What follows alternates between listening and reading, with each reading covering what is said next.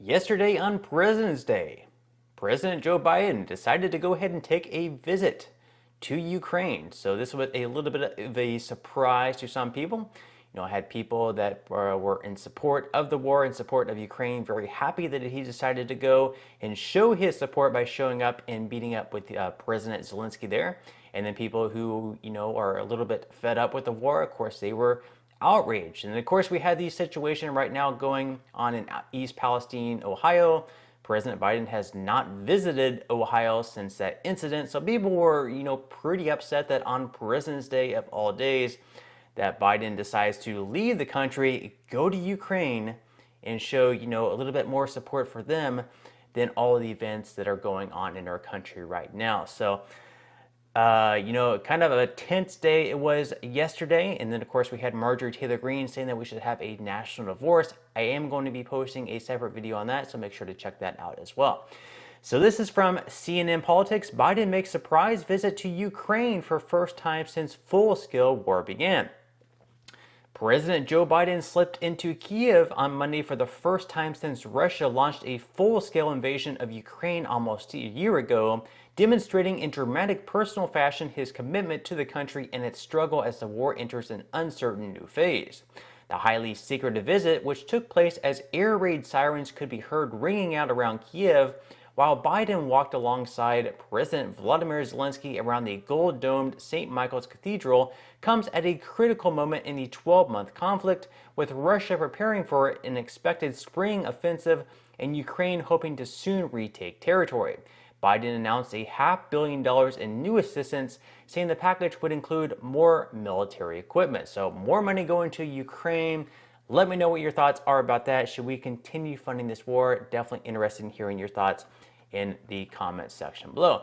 Now, in this article here by CNN, interestingly enough, they mentioned here that it was a highly secretive visit, kind of alluding that no one knew about his visit, not the Ukrainians, not us, and not people in Russia, especially not Putin.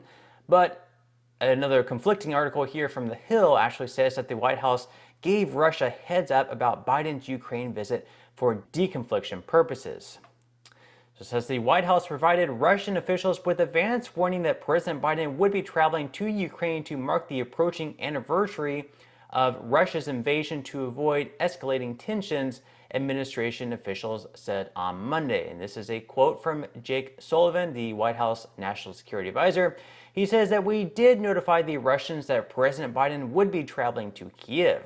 We did so some hours before his departure for deconfliction purposes. So obviously they wanted to announce that he was going to be going to Kiev. That way, Putin wouldn't be, bombing Kiev at the time when he was in the country, kind of letting them know, like, if you do this, it's going to be something that definitely ramps up the war efforts, at least by the United States, by trying to actively attack a city that the President of the United States is in. So, it's very obvious why they would do this, and definitely interested in hearing your thoughts on that. So Sullivan did not detail how Moscow responded to the news, and officials were careful in sharing other details about the planning around Biden's trip for security reasons. Now, by him visiting Kiev, of course, that kind of, further shows that the United States is all in on these efforts, that they're fully, with Ukraine on these efforts. So it definitely is going to perhaps, ramp up the tensions between Russia, NATO, and the United States. Who knows where this thing goes? A lot of people are speculating that we could be headed towards World War III. We have, of course, speculation that China is perhaps supplying Russia with weapons. We have some speculation that North Korea might even be supplying weapons, to Russia as well, perhaps Iran. We really don't know for sure, but, that could definitely up the tensions. And then, of course, if we have China that decides to, invade Taiwan, that could definitely lead to World War III as well, at least in my opinion. So here is a video of Biden walking around Kiev with Zelensky. We're hearing the air sirens sound.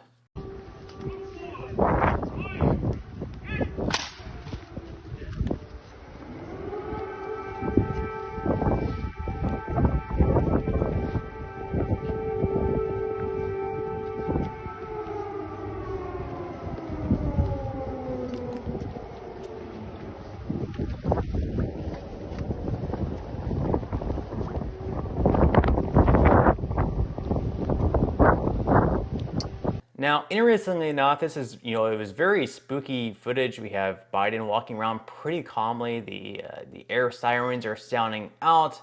You would think there would be, you would think that would be kind of a scary sight. But interestingly enough, this is actually CNN reporting this. This reporter is saying that they've been here for the past 5 days in Kiev. There has not been any type of explosions taking place.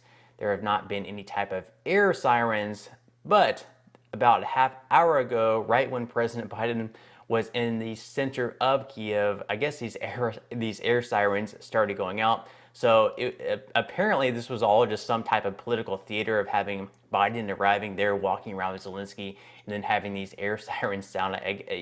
All political theater, just craziness.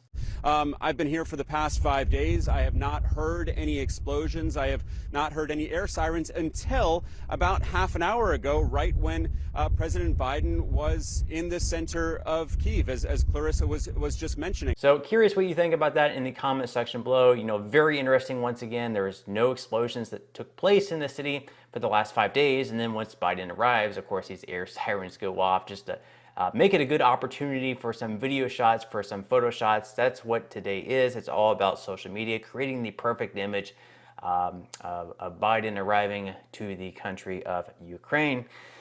So, of course, we have a tweet from one user on Twitter. He's saying, Biden is in Ukraine, Trump is heading to Ohio.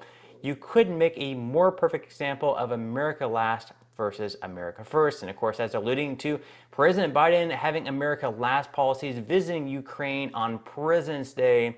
Meanwhile, we have that horrible incident taking place in East Palestine. But then we have the former president and Donald Trump heading to Ohio to see the good people there.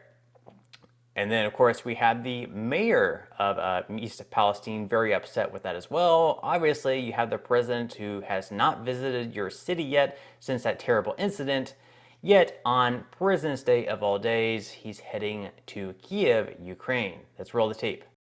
Yeah, I think he has to prove himself to you. And Mayor, before we let you go, you saw President Joe Biden over in Ukraine. Did that make you feel slighted in any way? I mean, he hasn't really. Can he not hear me? I got you, Trent. He asked, before we go, I can repeat. He said, with the president being in Ukraine today, did that surprise you? Absolutely. That was the biggest slap in the face. That tells you right now he doesn't care about us. So agreed. He can send every agency he wants to, but I found that out this morning in one of the briefings that he was in the Ukraine giving millions of dollars away to people over there, not to us. And I'm furious. On President's Day in our country. Yeah, President's Day in our country. He's over in Ukraine, so that tells you what kind of guy he is. So he says it's the biggest slap in the face, and it really goes to show that President Biden does not care about residents of East Palestine. It's hard to argue against that. If you're not going to show up to the city to see these people, to see what happened firsthand, then it really goes to show that he does not care about those residents. And at the same time, the same very day that he could have been visiting East Palestine, he decided to go to another country in Ukraine and meet up with Vladimir Zelensky. So this article is from Fox News. Biden visits to Ukraine before Ohio polarizes Twitter. America last versus presidents acting very presidential. So, of course, we have people who are in support of the war once again saying that his visit to Ukraine was, of course, very good. It's a very good thing to meet up with the president there and Vladimir Zelensky. Whereas people who are against the war is saying, this is, once again, President Biden acting like America last policies. So conservative and liberal pundits sparred on Twitter after President Joe Biden made a surprise visit to Ukraine on Monday, despite still not having gone to the site of a recent toxic chemical disaster in Ohio. East Palestine, Ohio residents have called on the Biden administration to help them after a train carrying toxic chemicals derailed in the state. But instead of visiting Ohio, Biden secretly traveled to the Ukrainian capital ahead of the country's one-year anniversary of its ongoing war with Russia. Kiev has captured a part of my heart. I knew I would be back, he tweeted on Monday. And then, of course, we have Representative Marjorie Taylor Greene tweeting out, "This is incredibly insulting. Today, on our President's Day, Joe Biden, the President of the United States, chose Ukraine over America while forcing the American people to pay for Ukraine's government and war. I cannot express how much Americans hate Joe Biden. And of course, yesterday Joe Biden said that he'll back Ukraine as long as it takes, but some take aim at the price tag. So we've spent so much money on that war already. It's absolute craziness. And, a lot of people are saying that we should just stop funding the war altogether. Some people say that we should keep funding it for as long as it takes, that we need to make sure that Russia does not take over Ukraine, that they do not win the war. And then perhaps if they win the war, they'll continue taking over other NATO countries, that we need to put Russia basically in their place. But I am curious what your thoughts are in the comments section below. In my opinion, we need some type of off-ramp, because this war, if we continue funding it, it could continue going on for years to come. We really don't know how long this war, is going to continue going on. And we have funding issues ourselves. For example, if we're looking at reports of Social Security, the trust fund becoming insolvent within the next, 10 years or so. So perhaps that's something that we should be funding instead of these other wars. We have people who are going hungry on the streets. We have a housing problem. People aren't able to afford rent. People aren't able to afford their groceries. Yet we're giving this money to other countries. So perhaps this money could be better of use. But we definitely need some type of off-ramp. We need Ukraine and Russia to get together, come up with some type of peace offering where, Putin can look strong to his residents of Russia. He obviously does not want to lose the war. He doesn't want to look weak. But at the same time, Zelensky doesn't want to look weak either. So we need to come up with some type of solution where both sides can look strong, but both sides can end the war. We cannot continue just spending money on this war. There's innocent lives being lost here, while people like Biden, Zelensky, and Putin are going to be absolutely safe, spending more money and sending their peasants into war to get killed. There's innocent civilians who are going to have their lives impacted by this war, and it's absolutely unacceptable. So again, I am definitely interested in hearing your thoughts, so leave them in the comment section below. But I'm going to go ahead and wrap up this video. If you would like to receive up to 12 free stocks from Webull, I will go ahead and leave a link in a pinned comment below where you can receive just that. Give this video a like if you enjoyed it. I would definitely appreciate it if you would. Subscribe to my channel if you have not already, and I will see you in the next video.